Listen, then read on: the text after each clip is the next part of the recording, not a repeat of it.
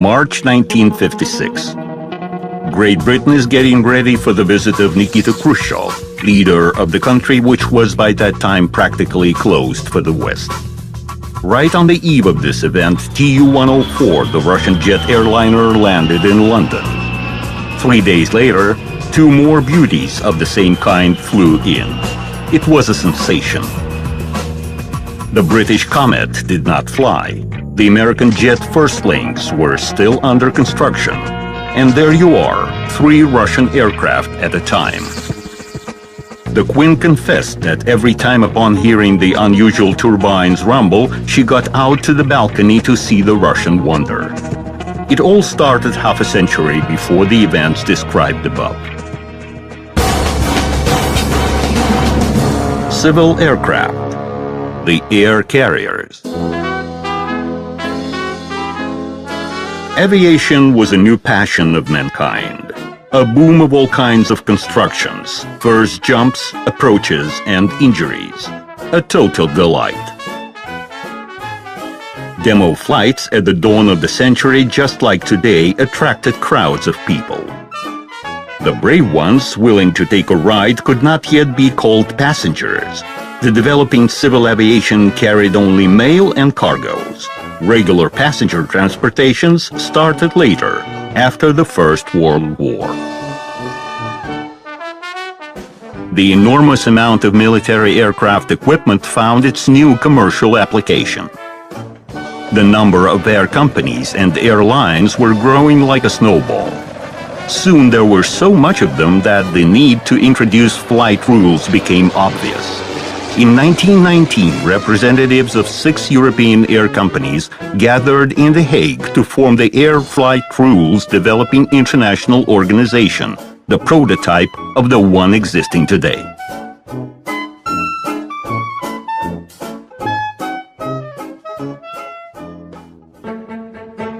But all this was happening abroad. Russia, struggling its way through a revolution, was far from getting into mass passenger transportation. The main political events took place in Petrograd and Moscow. Thus, the Civil Economic Aviation Application Department, established at the Air Fleet Division in 1918, started preparation for the opening of an air route between the two capitals. Bolsheviks conducted negotiations on the purchase of military aircraft through Sweden.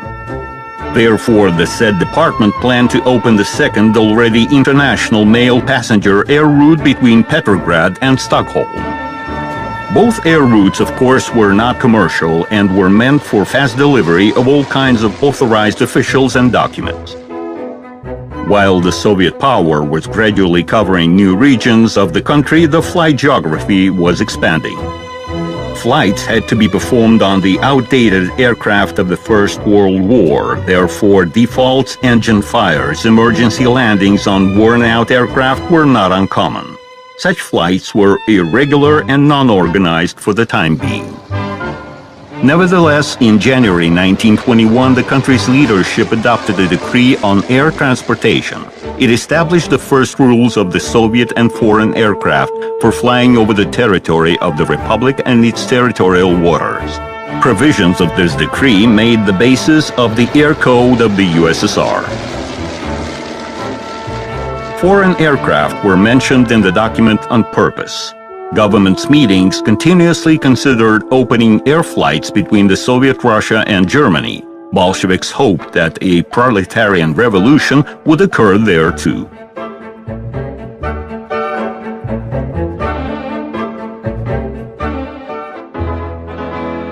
A joint Russian-Germany air transportation company, Der Luft, was established in November 1921. While in spring of the next year, the first regular air route Moscow-Königsberg was put in effect. Flights were performed twice a week by Soviet and German pilots on Fokker 3 aircraft. From the point of view of stability, safety, and service, it was one of the best airlines in Europe. On February 23, 1923, the government established the Civil Aviation Council for further development of air transportation. That date became the official birthday of the national civil aviation. Already in March, pure Soviet air transportation entities were created to the form and content of the commercially successful Der Luft. They were based on the original principle. There was Dobrolyot in the Russian Federation, Ukrovozdukh in Ukraine, and Zak Avia in the Caucasus. Although the two latter did not stay long due to financial insolvency and later merged into the Dobrolyot, which became a nationwide company. In the 20s, the state funds were being spent on the development of the Air Force as means of revolution protection. Money for the passenger aircraft were supposed to be donated by people. Association of the Air Fleet Supporters was created with this purpose, which membership amounted to 1 million people just a year after its creation. Many young men became aviation fans in those years. The first 408 miles long internal regular air route was opened on July 15, 1923 between Moscow and Nizhny Novgorod. The first flight was performed by Yakov Moiseyev, who served as pilot in the Civil War and was one of the first to be awarded the Order of the Red Banner. The development plan for the nearest years envisaged introduction of new air routes in Siberia, the Far East, the Caucasus, and Middle Asia.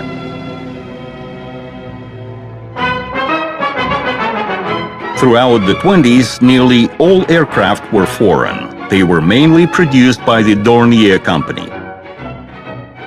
The most renowned civil foreigner was the all-metal Junkers F-13, capable of carrying 4 passengers. Made in 1919, this aircraft was cost-efficient and had good flight characteristics. All primary air routes were serviced by those aircraft. Besides, Junkers was used in air schools and agriculture. It was a real working machine.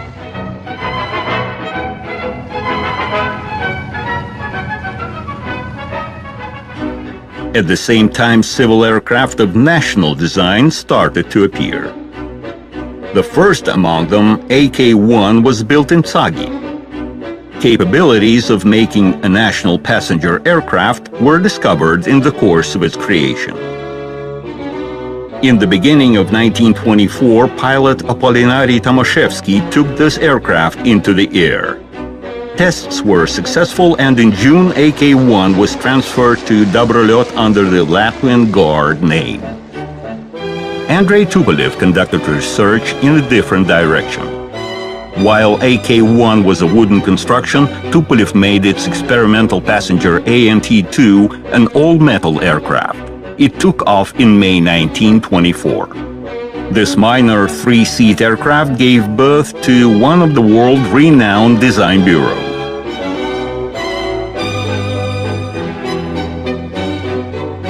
In 1925, a passenger aircraft was created by another designer, which name later became widely popular. Nikolai Polikarpov made its PM-1 specifically for the Moscow-Beijing air flight. The airframe was traditional for those years. The open pilot seat was followed by a cabin for 5 passengers.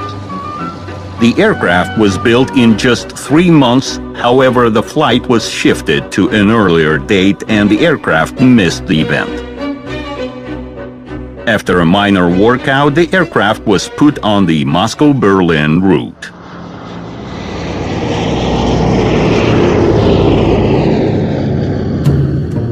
The main thing that differed military aviation from the civil one was that the main requirements for the latter were cost efficiency and profitability. Better characteristics could be achieved by increasing the speed, passenger load, and the aircraft range. In the West, every new commercial aircraft had to undergo a specific contest. An aircraft was perspective only if it was more profitable than the others. The Soviet Union was a unique country. On the one hand, economy was accounted for, but if political expediency was at stake, profitability could be victimized. From 1923 to 1928, the total civil aviation mileage amounted to 8 million kilometers. 28,000 passengers and 700 tons of cargo were transported. The figures were so far not much impressive, just 15 passengers per day. But the number of routes and their range continued to grow, and all this demanded renovation of the aircraft fleet. Konstantin Kalinin actively developed passenger aircraft in Kiev. He built his first K-1 four-seat machine at his own initiative in 1925. In September, the aircraft was taken to Moscow for final tests. It was approved for service in civil aviation and further development. As a result, the designer got his own manufacturing bases in Kharkiv. The first machine was followed by all-metal K2 and K3, which were also used in an ambulance version. Then came K4. This aircraft, produced in small number, could carry 4 passengers and luggage. In 1928, the ambulance version of this aircraft was demonstrated at the aviation exhibition in Berlin. But the real success came to Kalinin with the appearance of K5 aircraft. The most accessible national materials were used in its airframe.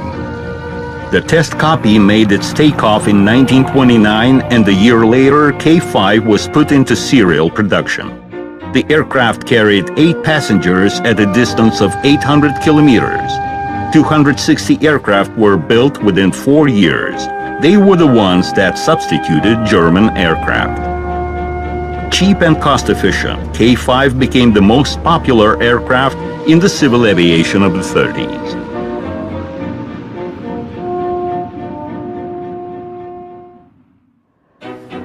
In the first decade after the revolution, Bolsheviks were compelled to use the old-time specialists opposing the new power.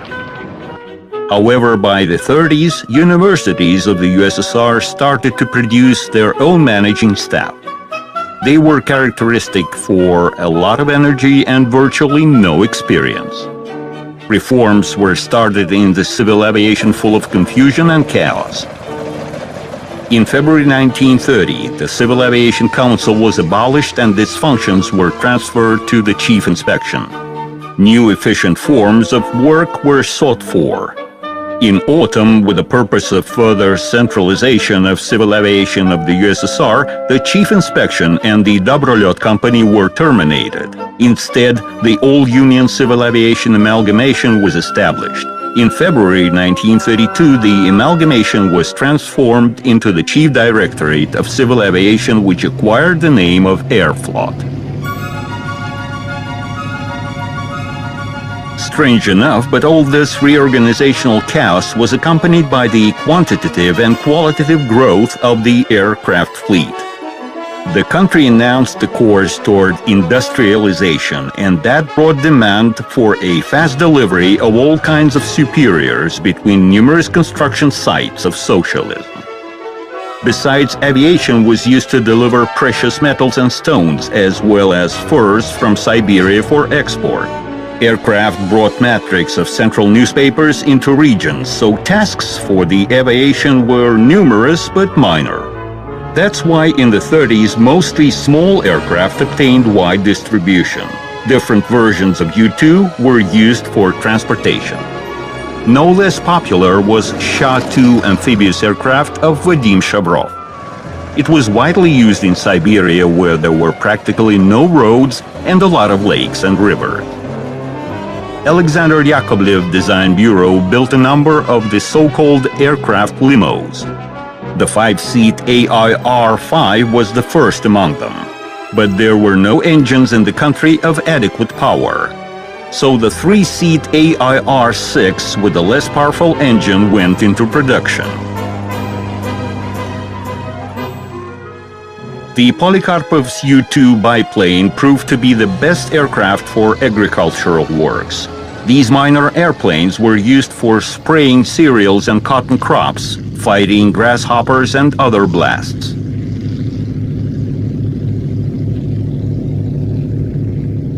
Minor aircraft production for the needs of civil aviation was based on the fact that from the beginning of the 30s, USSR was aimed at building an enormous military air fleet.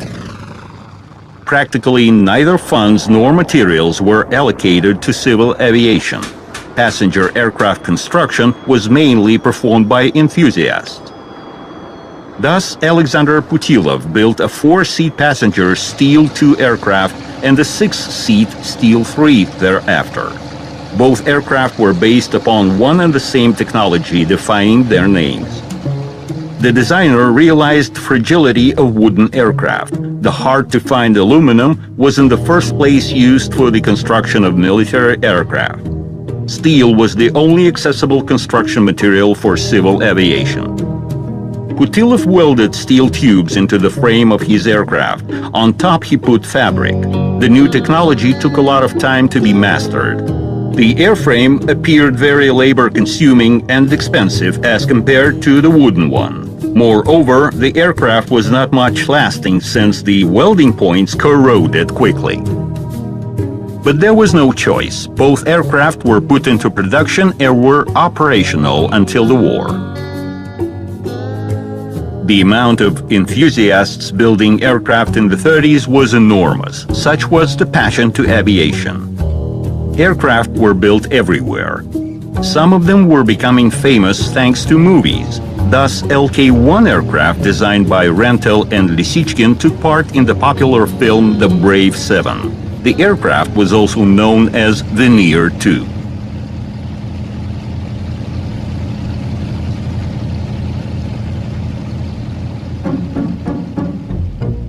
The most successful in creating passenger aircraft was Andrei Tupolev. By that time, he was already a renowned designer. Therefore, he had an opportunity to make all-metal aircraft, and he used not only steel but also solid, light aluminum alloys.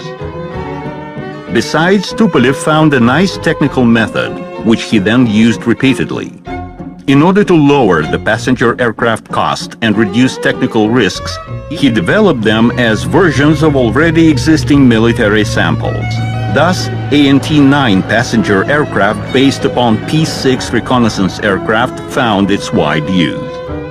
Works started in December 1927, and within just half a year, Muscovites could see the first prototype machine during the May demonstration at the Red Square. In summer, the aircraft passed the state tests and performed an international flight visiting many European cities. At first, ANT-9 was equipped with foreign engines, while later, a version with 2 more powerful Soviet engines appeared. This way, it was put into production under the definition of PS-9. It had a crew of 2 men and a comfortable cabin to accommodate 9 passengers. Around 70 of these aircraft were produced, and they were operating on minor range air routes.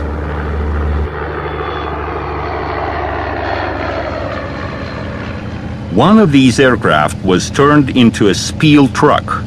Leaders of this country regarded aviation as a powerful instrument of propaganda. A special Maxim Gorky agitation squadron was formed in 1933.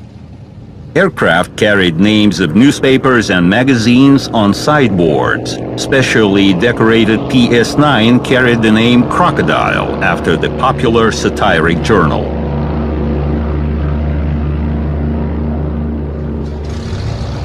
The squadron flag aircraft ANT-14 carried the name of the Pravda newspaper. The aircraft was built on the basis of TB-3 military bomber.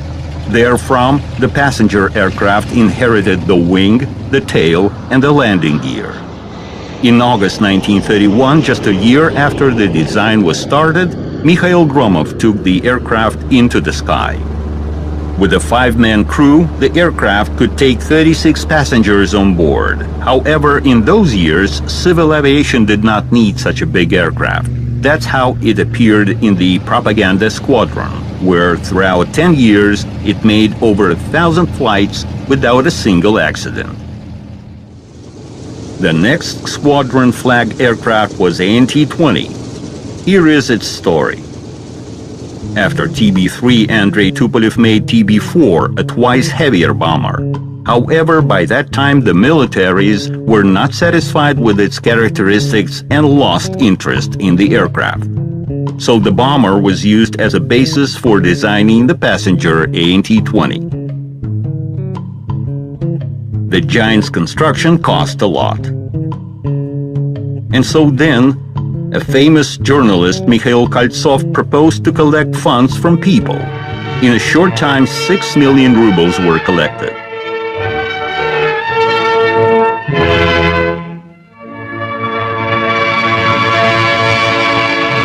Comrade Nekrasov, here is our first check for 500,000 rubles. The first but not the last one for the construction of Maxim Gorky aircraft. The aircraft was dedicated to the 40th anniversary of Maxim Gorky's literary activity, and it was named Maxim Gorky.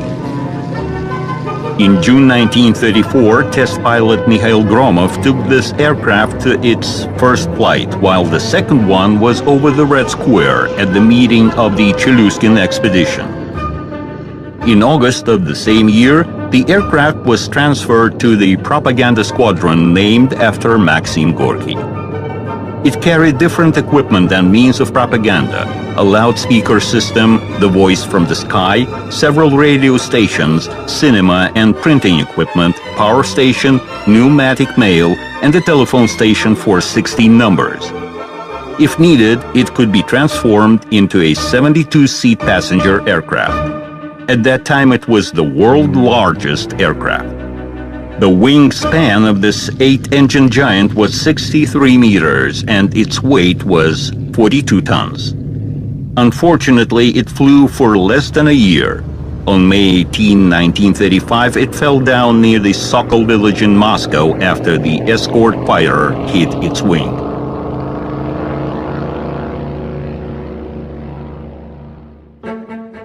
PS-124 passenger aircraft became successor of ANT-20. It was built at the Kazan aircraft producing factory. Works were headed by Boris Sauke. After the tests, the aircraft was passed over to Aeroflot, but like the previous giants, it had no use. The country did not have sufficient passenger flow to pack 64-seat aircraft. The only PS-124 built was operating at the Moscow Mineral Waters route. In the beginning of the war, it was used to carry cargoes in the rear. It crashed at landing in December 1942. Other Tupolev's aircraft served in Aeroflot as well. Being second after the Air Force, civil aviation received written-off bombers. After repair and disarming, they were transferred to civil aviation, where they were used for transporting cargo. Such practice was widely used. TB-1 bombers served under the index G1, while TB-3 became G2 civil aircraft. Minor military aircraft also obtained civil professions. R-5 reconnaissance plane was used in the interests of various civil institutions. On the basis of this aircraft, engineer Aram Rafaelyans designed a 4-seat passenger plane, which was put into serial production. Airplanes in Aeroflot virtually worked until the end of their resource and were written off after many years of service. Civil pilots gained much more flight hours than the military ones. Millionaire pilots started to appear. The first to fly 1 million kilometers was Nikolai Shibanov.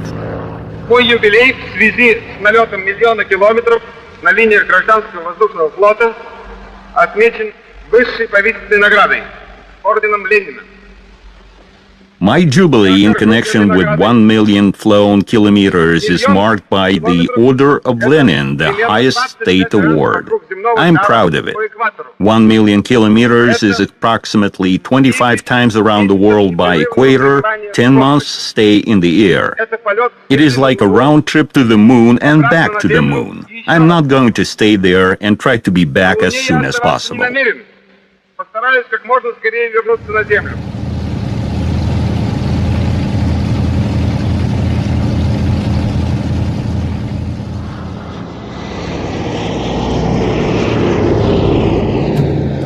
While passenger aircraft speed hardly reached 200 kilometers per hour, in military aviation high-speed aircraft started to appear.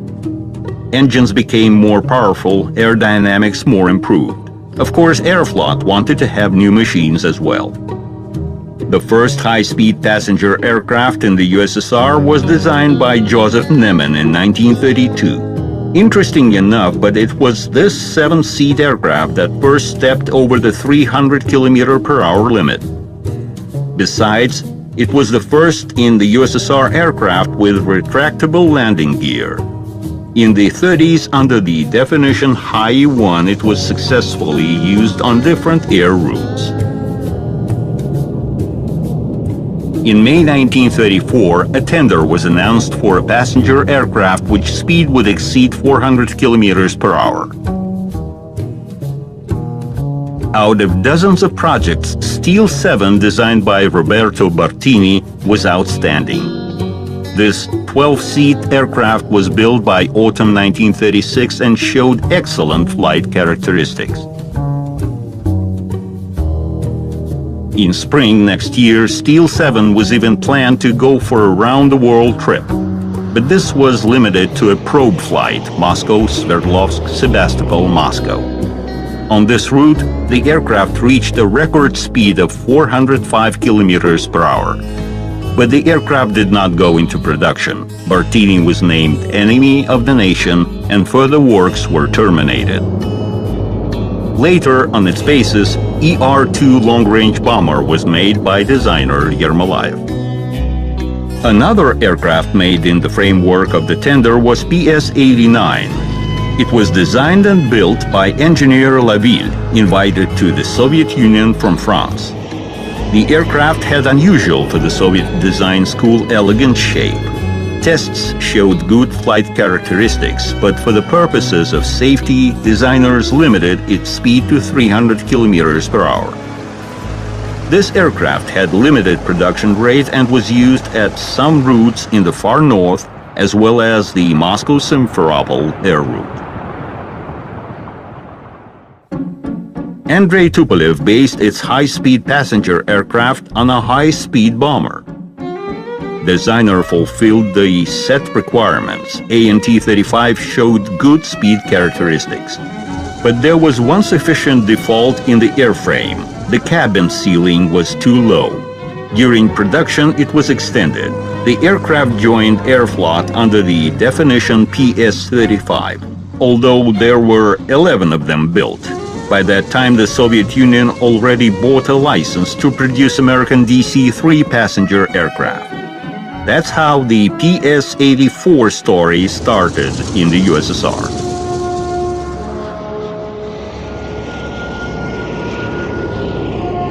This aircraft became a landmark not only for the Soviet civil fleet, but for the entire national aviation. The process of the license acquisition, of the aircraft production, and its historically long flight life deserves a separate story. In the Soviet Union, the blueprints of the American aircraft were elaborated under the guidance of Vladimir Mesishev. This allowed to start production of PS-84 in 1938. In September 1942, it was named Lee-2. At first, Lee-2 could carry 14 passengers at a distance of 1,100 kilometers. Later, the number of seats was expanded to 21.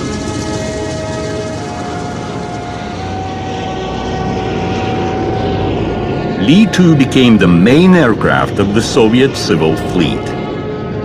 It proved to be a good passenger and cargo aircraft. Wide use of Lee-2 was based on its reliability, cost efficiency, and easy piloting. Pilots used to say, "Just don't interfere with its flying." By 1940, there were 150 airports in the USSR and a lot of local aerodromes. Construction of the Moscow Central Vnukovo Airport was coming to an end. The air route's distance by that time reached 150,000 kilometers.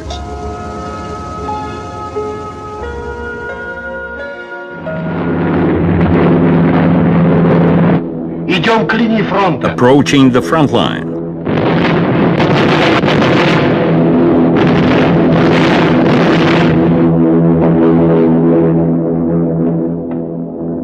Are you scared a bit? Take it easy. Easy? Hold on. With the start of the war, the USSR civil aviation was put under direct control of the Commissariat of National Defense. 6 special task air groups were formed. Aircraft were used to redeploy troops, to keep contact with partisans, to withdraw the wounded, to deliver ammunition and materials to the front line, and special groups to the enemy's rear. The whole mass of Lee-2 was refurbished into bombers. All new equipment was taken for the needs of the front, and the old worn-out machines were left in the rear. Passenger deliveries inside the country were practically frozen. Certain qualitative changes in the civil aviation started in 1943 after the turning point in the war. The Red Army started its advance to the west, the more the faster. This required fast redeployment of the troops, ammunition, and fuel. Retreating fascists were destroying railroads, so one of the only means of the troops' supply was aviation. Secondly, no doubt sooner or later the Soviet forces were to enter Germany, and of course a huge number of cargo aircraft would be needed to carry out fancy trophies. Therefore, Lee-2 production skyrocketed in 1944, making it finally the main aircraft of the national civil aviation. Neither She-2 appearing in 1943 nor the light cargo Yak-6 could in any way compete with Lee-2. The only aircraft considered to be better than Lee-2 was C-47. These American airplanes arriving in the USSR on Lend-Lease were used in the end of the war and right after it. Both C-47 and Lee-2 were much alike since they were born from Douglas DC-3. But unlike Lee-2, C-47 had pure American engines, higher execution quality, and had a much impressive for that time navigating equipment.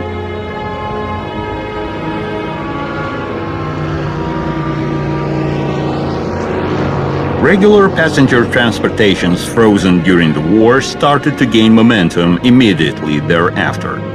The victorious 1945 was marked by a doubled increase in the civil transportations as compared to 1940. Further on, flight intensity continued to grow. Some of the pilots reached record flight hours numbers.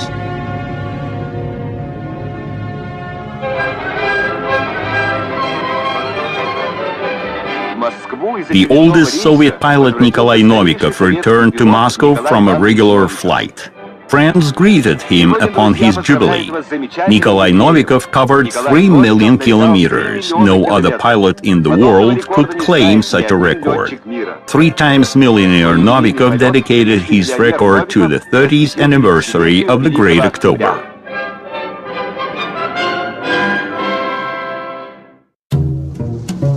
Apart from the mass Lee-2, which number reached almost 5,000, new aircraft started to appear in the Soviet Union. Designers were responding to the growing demand. Yakovlev Design Bureau offered Yak-16, a minor passenger aircraft that could take up to 10 passengers on board. However, it did not comply with the range of civil transportation of that time, and the aircraft was not put into production. A new aircraft of Soviet design, Il-12, joined Aeroflot lines in 1947. It was started in Ilyushin Design Bureau in 1943. The first sample went on tests with diesel engines promising long range. But in practice, such engines proved to be unreliable, and Il-12 was approaching production stage with petrol engine. A lot was devoted toward reliability of this aircraft. It was examined in various, sometimes critical modes. Tests were conducted at high attack angle, at spin, in one default engine flight, and under heavy icing conditions. Once, when researching an electric field near a thunderous cloud, Il-12 was sucked into it by a turbulent flow. Test pilot Vasily Shutov dropped the wheel, which was struggling out of his hands. The radio operator shouted, "Take the wheel, or we'll be thrown out to somewhere." "I'll take it when we'll be thrown out," And indeed, Il-12 got out of the turbulence all by itself with a little left tilt and lowered nose. The aircraft could carry up to 32 passengers or 2.5 tons of cargo. The range was 1,100 kilometers and a cruise speed of 300 kilometers per hour. On June 1, 1947, Il-12 made its first passenger flight. A total of around 700 of these aircraft were built. They served in civil aviation until the end of the 60s. The cost of transportation on Il-12 was twice lower than on Lee-2. Il-12 successfully passed such a hard examination as flights in high latitudes. This aircraft was upgraded accordingly to work in the Arctic and later in the Antarctic. They made a deserved contribution to the development of those inaccessible territory.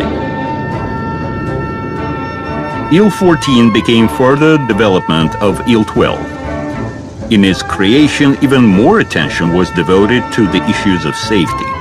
It could fly on one engine without losing altitude and even continue to take off with one engine. Il-14 had better stability and controllability than Il-12, higher speed and longer range. This aircraft started passenger transportations in 1954. It had around a dozen of different modifications, including a cargo one, and was produced not only in the USSR but in the GDR and Czechoslovakia. Il-14M version with a longer fuselage was produced abroad, which allowed to increase passenger load to 40 people. Aeroflot operated this aircraft with the 32-seat cabin. Il-14 was widely used at routes of long range for that time, Moscow-Prague and Moscow-Sochi. The aircraft stayed in the civil aviation service for many years, even after the first jet passenger airliners appeared.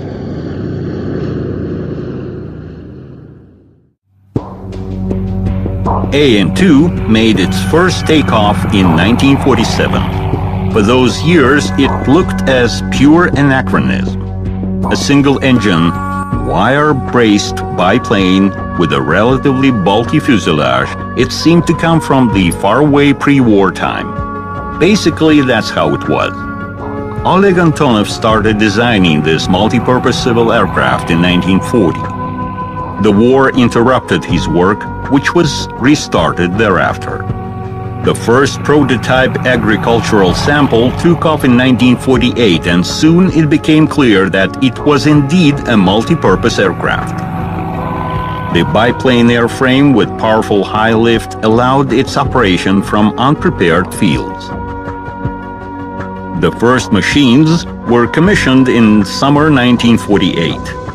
Until 1991, they transported over 370 million people, at least twice the entire population of the USSR.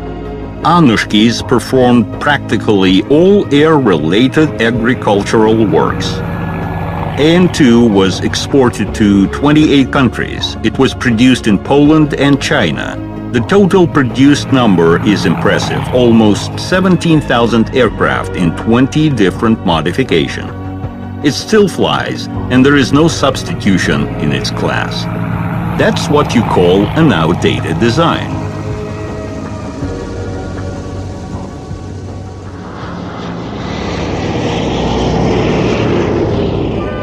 Unprecedented activity in the sphere of commercial transportation was observed in the West after the war.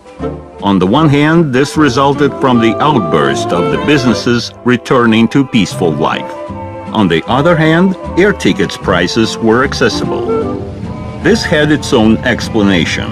Passenger aircraft were cheap, since they represented an enormous amount of refurbished military transport aircraft left after the war. Former bombers were upgraded for the use at civil air routes. Air deliveries in the USSR went up as well, but their extent could hardly be compared with the foreign ones. European part of this country laid in ruins. Soviet people suffered from hunger and hardships. Most of the population could not afford itself using airplanes. However, designers hoped that time for mass air transportation would come and started making large passenger aircraft. In August 1946, Illusion Design Bureau started testing Il-18 for 66 passengers. This definition was later used once again for the aircraft with turboprop engines, while this Il-18 was equipped with piston engines. Fuselage was pressurized for flying at high altitude, making the air drag lower, the speed higher, and the fuel consumption lesser. All this provided Il-18 a longer range than of its predecessor. The aircraft matched the time requirements put before a large passenger airliner. At that time, Tupolev Design Bureau started to design a similar aircraft.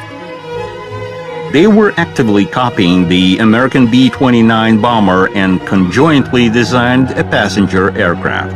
The important state order on the bomber creation could not be turned down, so in the design of the passenger aircraft, Tupolev used his proven method of minimizing means and efforts.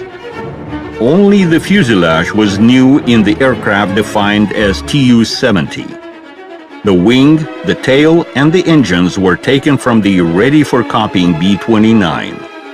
This allowed to reduce developments to half a year, and the first Tu-70 flight happened already in November 1946. First, a luxury version for 48 passengers was designed. Later, the fuselage was expanded to accommodate 72 seats. The passenger cabin was pressurized, heated, and there was a ventilation system, a kitchen, and a refrigerator. Serial production of the airliner was a simple task. Most of its units were similar to those mounted on Tu-4 bomber, which was already in production. However, the time for serious airliners in the Soviet Union was yet to come. Il-18 and Tu-70 were ahead of their time. Aeroflot was still quite satisfied with Il-12 and Li-2.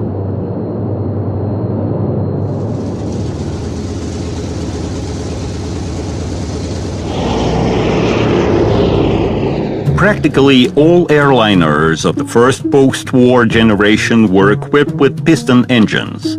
At that time, aircraft with jet engines already started to appear. They were first of all military aircraft, since technical imperfection of the first jet engines did not allow to use them for commercial purposes. Nevertheless, it was already clear that future was with the jet thrust. The British were the first to follow this route. De Havilland Company designed the Comet passenger aircraft. It was the first to enter passenger air routes. But rush led to a series of tragedies.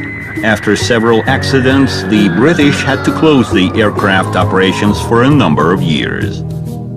Development of passenger jet aircraft in the United States was conducted by Boeing and Douglas.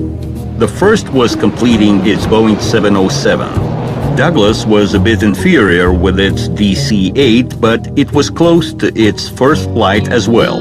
Nobody even thought that the Russians will outrun them all. In March 1956, during Khrushchev's visit to England, 3 airplanes landed in the London airport. They were Tu-104, turning superstars at once.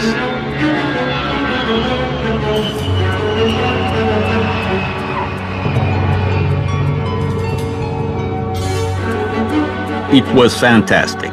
The aircraft had only 2 engines, while the entire world equipped their airliners with 4, from the point of view of reliability and safety. Making a sensation in the West, Tu-104 made a revolution in its own country.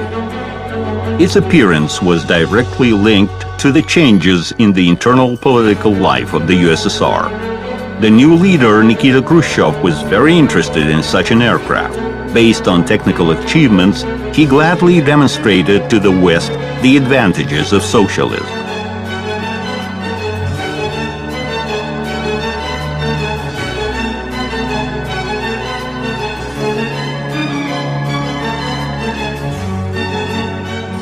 1 year before the described events, on June 17, 1955, the crew of Yuri Alashev first took the aircraft into the sky.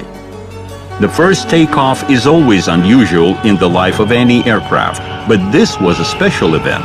It was the start of the jet era in the civil aviation.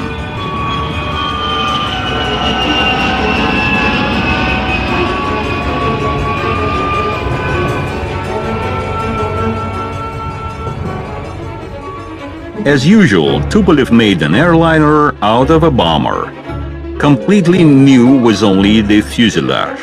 The wing, the tail, and the power plant were all taken from Tu-16.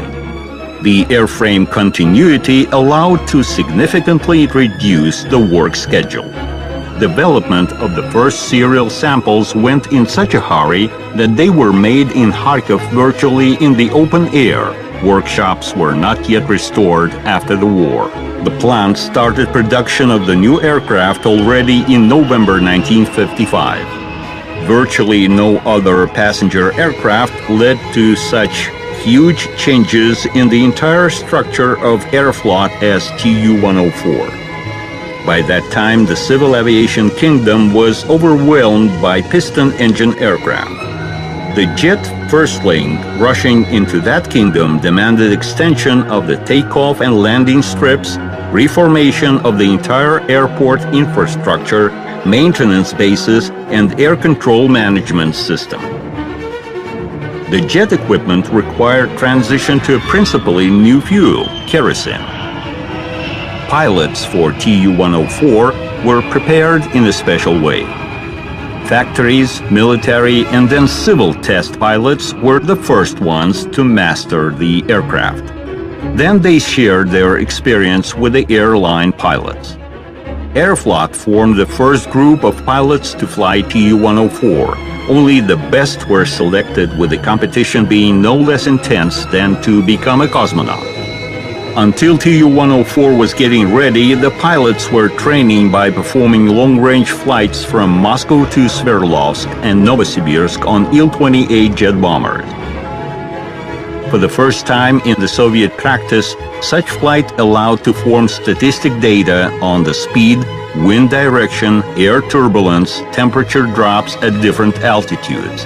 Analysis and systematization of such information allowed to work out methodological instructions for the operation of Tu-104, a new aircraft in civil aviation. Such flights helped to work out new navigation systems. Tu-104 was equipped with a radar which allowed to determine the aircraft's exact location, prompted the crew of any thunderstorms, mountains, or other aircraft ahead. September 15, 1956 was a historic date. Tu-104 performed its first passenger flight from Moscow to Irkutsk.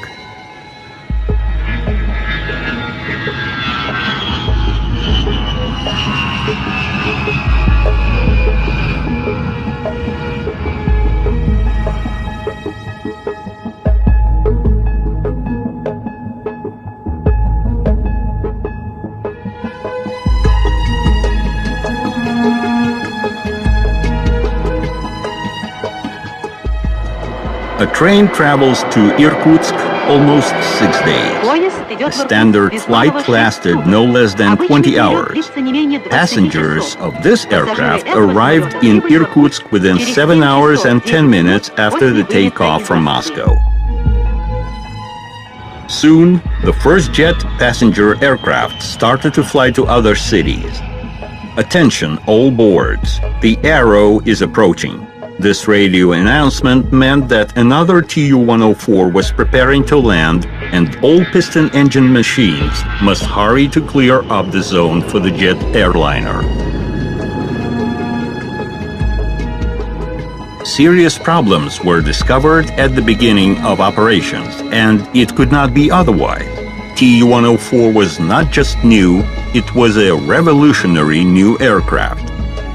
Soon problems were resolved, and the leader of the jet era Tu-104 took its deserved place in the air fleet of Aeroflot.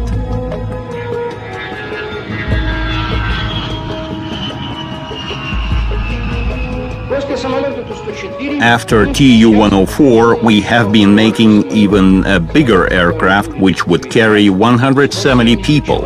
And our team is very proud that we can dedicate this aircraft to the 40th anniversary of the Great October. Other jet airliners followed up, but Tu-104 was the first.